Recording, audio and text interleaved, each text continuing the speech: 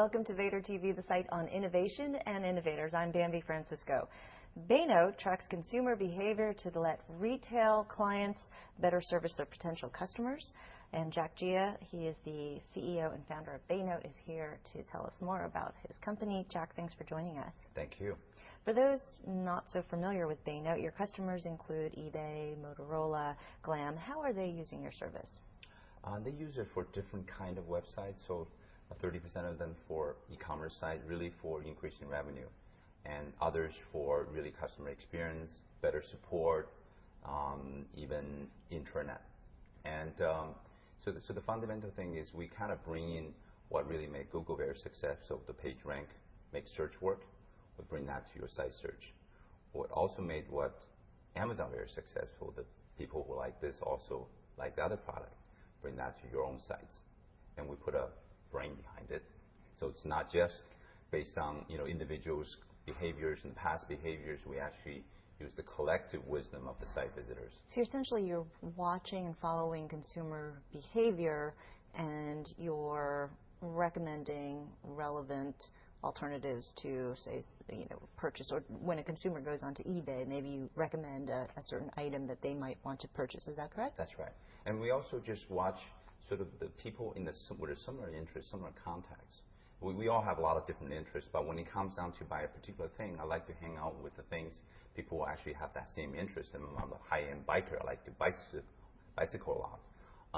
I want to like to hang out with people who spend a lot of money on their bicycles and trade information, exchange information, ultimately purchase something. How do you know that's a bike enthusiast? Is a person actually offering that information, or are you just following and seeing how much bicycle equipment or sporting equipment this person is buying? Right, that's a very good question. So in the real world, we can certainly do that, talk to friends, but in the online world, that's actually much harder to do.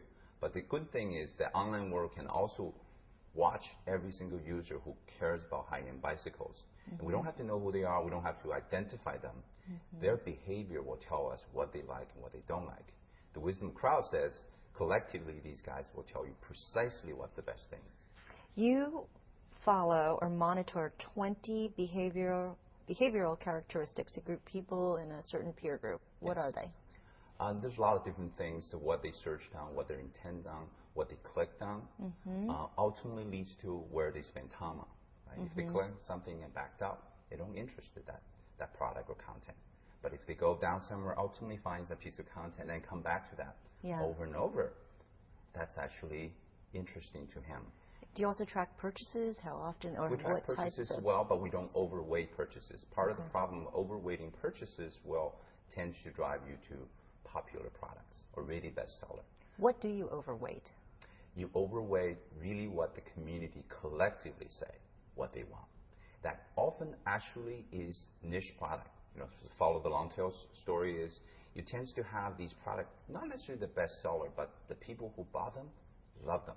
Mm-hmm. And if you recommend those products and other people will love them too, then you create these, I hate to say that word, cult groups. Mm-hmm. And the cult groups will have really loyal following, and then you'll have better customer satisfaction, and the margin for these products are much higher. Your revenue model, you have two revenue lines, subscription and revenue share. Yes. What's the majority of your revenue? Where's your revenue coming from? Yeah, for revenue generating sites, they typically would like to see revenue share because it's a success-based model. So we don't generate revenue increase. They don't have to pay a thing. And for non-revenue generating sites, like we have TurboTax, our customer, VMware, and a bunch of other Cisco, Juniper Networks, etc. And those customers, basically, we just charge them by the volume, the traffic, and number of users, and number of pages they have on the site. We serve about 1.3 billion recommendation services each month. What makes the bulk of your revenue, and what's going to drive it going forward? Right now, I think e-commerce, media, and just general business, B2B sites actually are three legs. Revenue share or subscription? They're both. Right? So it's 50-50? Yeah, I would say 50-50. Okay. Last but not least, you've raised $16 million in total in funding. When do you become cash flow positive, or do you have to go out and raise some more funds? We certainly don't. We actually still using our Series A money. We haven't even finished using that money yet. We're growing really fast. We're growing probably the fastest software as a service company, technology company in the recent years that we can find benchmark, including some of the companies that just gone public. Certainly, we don't need more money, but the market is huge, and it's really coming up. And just came back from ETEL conference, and we're just absolutely sort of just swamped. And so money doesn't hurt. Yeah. Well, no, you're in a good spot. People definitely need recommendations out there. There's too many choices. Yeah, too much content. Okay, thanks so much, Jack, for stopping by and sharing your story. Thank you, Bambi. I've been speaking with Jack Jia, who's the CEO of Baynote. I'm Bambi Francisco.